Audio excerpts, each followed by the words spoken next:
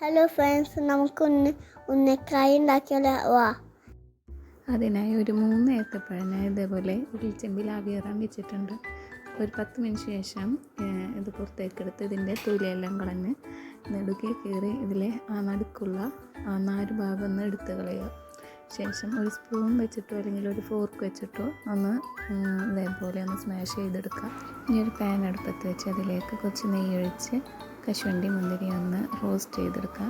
അതിലേക്ക് ഒരു 1/2 കപ്പ് തേങ്ങയും 2 ടേബിൾ സ്പൂൺ പഞ്ചസാരയും 1/4 ടീസ്പൂൺ ഏലക്കാപ്പൊടിയും ചേർത്ത് ഒന്ന് ഗോൾഡൻ കളറാവുന്ന വരെ ഒന്ന് റോസ്റ്റ് ചെയ്തെടുക്കുക.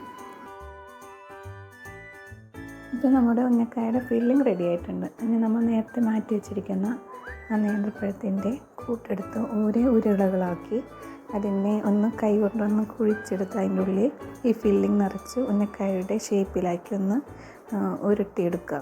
ഇനി ഒരു പാൻ അടുപ്പത്ത് വെച്ച് അതിലേക്ക് കുറച്ച് വെളിച്ചെണ്ണ ഒഴിച്ച് ഈ ഓരോ ഉന്നക്കായയും ഇട്ട് ഒരു ഗോൾഡൻ കളറാവുന്നത് വരെ തിരിച്ചു മറിച്ചൊന്ന് ഫ്രൈ ചെയ്തെടുക്കാം. അപ്പോൾ നമ്മുടെ ഉന്നക്കായ റെഡി ആയിട്ടുണ്ട്. ഞങ്ങളുടെ ചാനൽ ഇഷ്ടപ്പെട്ട ലൈക്കും സബ്സ്ക്രൈബും എല്ലാം ചെയ്യണേ.